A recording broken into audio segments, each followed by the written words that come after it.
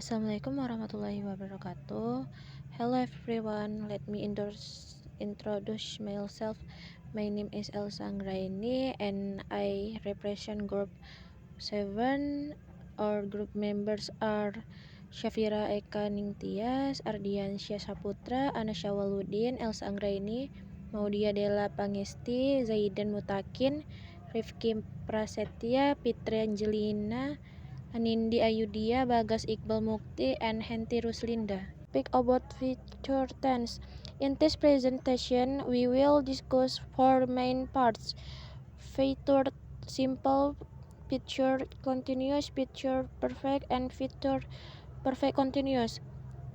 We hope our explanation will help you in understand this topic more easily and enjoyable. So let's get started. Future tense is divided into four materials. For the first, it's a future simple function to express something that will be done in the future in a simple way.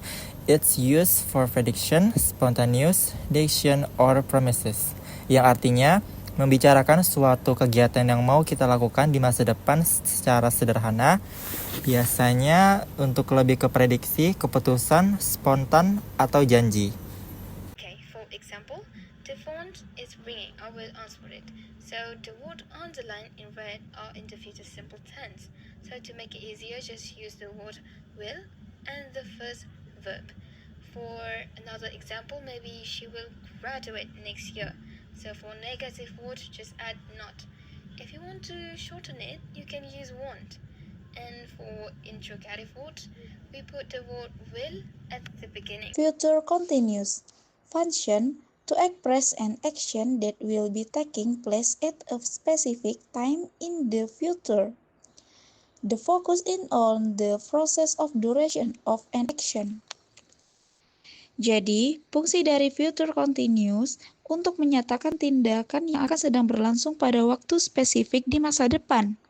Fokusnya pada proses atau durasi dari suatu tindakan. Okay, next to form will be plus verb ing adalah rumus untuk future continuous yang artinya akan sedang melakukan sesuatu atau akan sedang berlangsung. Okay, so here I will explain an example. As explained, the future continuous is an activity that is ongoing in the future. An example of a positive sentence is, I will be studying in the library tomorrow morning. An example of a negative sentence is, I will not be studying at the library tomorrow morning. And an example of an interrogative sentence is, will you be studying at the library tomorrow morning? Future perfect. The function future perfect is to express an action that will be completed before a certain time in the future. This tense emphasizes the completion of an action. Jadi, future perfect seperti adalah kalimat yang digunakan untuk menyatakan suatu tindakan yang akan sudah selesai pada waktu tertentu di masa depan. The form is will plus have plus verb 3. Future perfect. So in the future perfect, there are three types of sentence. Jadi di dalam future perfect ada 3 jenis kalimat. First, positive sentence with formula will have and verb 3. She will have left the office by 10 p.m. She as subject, will as auxiliary, have as auxiliary, and left as verb 3. Second is a negative sentence. In negative sentence, cuman ditambah will not have and verb 3. She will not have left the office by 10 p.m. She as subject, will as auxiliary, not as auxiliary, have as auxiliary, and left as verb 3. Third is an interrogative sentence. In interrogative sentence, will come first. Jadi, will diutamakan. So, the formula is will, have, and verb 3. Will she have left the office by 10 p.m.? Will as auxiliary, see as subject, have as auxiliary, and left as verb 3. Nah, jadi di sini ada timeline yang terdiri dari past, now, and future atau masa lampau, sekarang, dan masa depan. Future perfect ini timelinenya terletak di antara now and future atau sekarang dan masa depan, yang dimana kalimat-kalimat yang ditandai oleh warna merah menyatakan bahwa sesuatu akan dimulai, dan kalimat atau kata yang ditandai oleh warna biru menyatakan sesuatu itu akan selesai. Seperti yang dapat dilihat contoh-contoh di bawah ini. She will have left the office by 6 p.m. By 10 p.m., I will have finished my homework. He will not have completed the report by Friday. We will not have arrived at the station before 8 a.m. Will he have completed the report by Friday? Will we have arrived at the station before 8 a.m.? Future perfect continuous. In the last material, there is future perfect continuous, and what is the function? Its function used to express an action that will have been going on for a certain period of time in the future.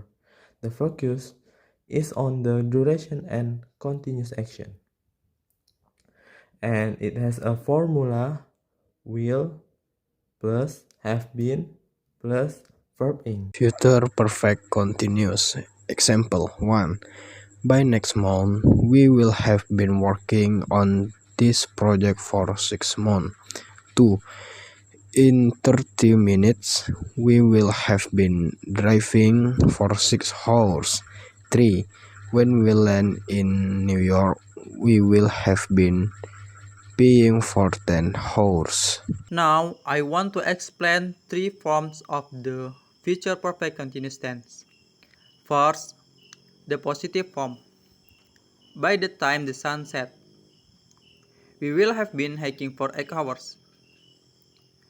This shows that the action will already be continuing at the time. Second, the negative form. By the time the sun sets, we will not have been hiking for 8 hours. This shows that the action will not be continuing for the full 8 hours. Third, the interrogative form. We will have been hiking for 8 hours by the time the sun sets.